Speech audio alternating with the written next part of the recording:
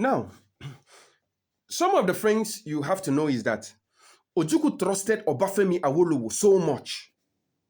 That is because Awolowo, on the 1st of May, 1967, said that if the East secede, if the Igbos secede, that he will also secede with his own people. That was what Awolowo said. So Ojukwu thought he has found an ally. Ojukwu was convinced that he has found a partner. So Ojukwu was feeding Awolowo with information.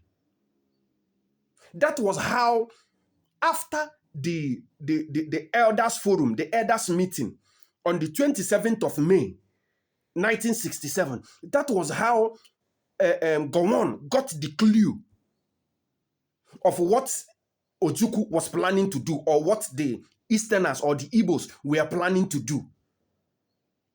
Because Ojukwu thought he has found an ally, so he was communicating information to him.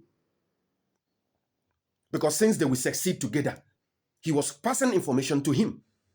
So after that meeting that was held that day, Gowon declared, divided the created states.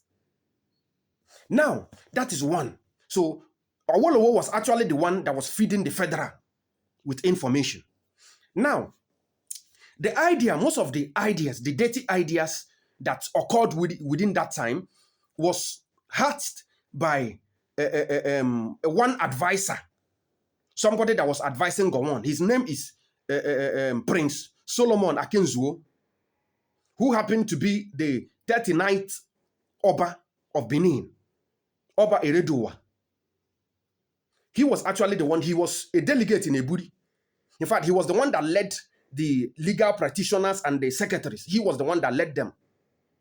Aside Ojukwu and the Gowon and the governors of the regions, these were the next people, and he was the one that led the other delegations that were part of the Eburi confab. Now, after they came back, he was also the one that said he analyzed. It was when he get to Lagos that their brain opened. So they now analyzed the confab, the 2 days confab on the 4th and 5th of January, that they were all involved. Now, he hosted a meeting in Benin on the 10th of May,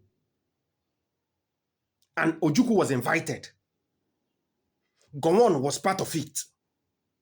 So he himself, Solomon Akenzua, was the convener. So it was to be held in Benin. And that meeting was aimed at sending Ojukwu and his delegate to their ancestors. That was the purpose of that meeting. And thanks to the gods, Ojukwu did not, and his delegate did not appear in that meeting. So they now, since they didn't succeed on that one, they now planned on other things to do or how to go about it. And the only thing they could come up with was to get information from the camp of Ojukwu in order for them to know what the next move to take. And Ojukwu, trusting Awolowo, was feeding Awolowo with information. Yes, that was how it played. That was how the federal got the clue of what the Eastern elders discussed and planned to do. Okay, so that was it. So fast forward, on the 30th of May, Biafra was declared. And the federal troop came and started doing their normal job, killing people, destroying lives and properties, innocent civilians, children. Starvation was a weapon of war. At the end of the day, Awolowo went and took positions. He was given position instead of declaring alongside Ojukwu, just as they agreed. He went to the federal and he was given position.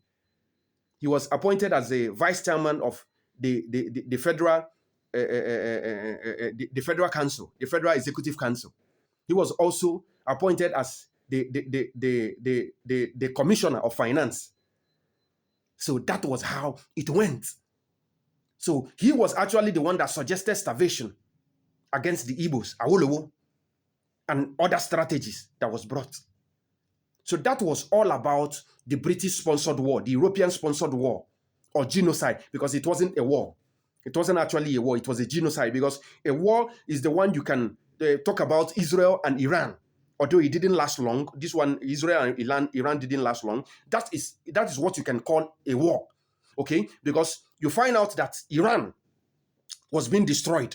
They were destroying Iran, and at the same time, Israel was also affected. Israel was also destroyed. That is a war. But a situation whereby the West, Yoruba land, was not affected. The northern Nigeria was not affected. Activities was ongoing. Everything was in order. The ceremonies, the festivals, the Ramadans, the this and all that, everything was being celebrated. The cities were bubbling. Market was going, everything was going okay in other part of Nigeria, except in Eastern region. So it wasn't a war. It was a genocidal attempt to exterminate, to wipe a particular tribe, a particular people. That was actually what played. So it wasn't even a war. So this is where I will stop for this one. I will still bring you more of this. Stay tuned.